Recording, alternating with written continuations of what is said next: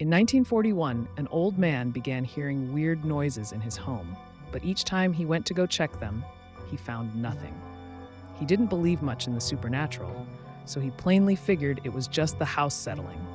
Unfortunately, he was very wrong. The strange incidents continued for 5 weeks until the old man, Philip Peters, found something standing at his fridge. It appeared to be an abnormally slender, tall man, and Peters panicked, swinging his cane at it. However, the intruder swung back, knocking him to the ground. He then continued to bludgeon Peters until it was clear he was no longer alive.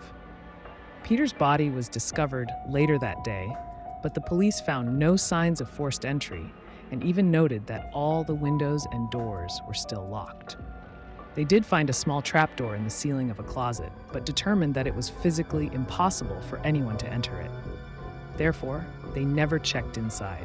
Philip Peters' wife returned to the house soon after his death and hired a housekeeper to help her out. But once again, strange incidents kept occurring.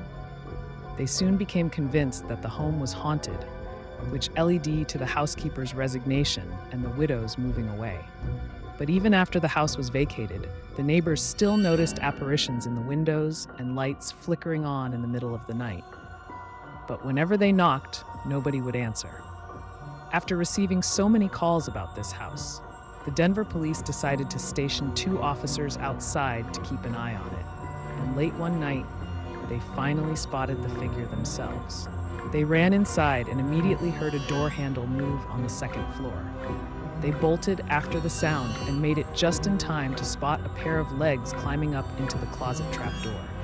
They reached inside, caught the man by his legs, and yanked him back out. The man's name was Theodore Koenigs, and he'd come to be known as the Denver Spider-Man. He confessed to the murder of Philip Peters and admitted to living in the attic for roughly 9 months.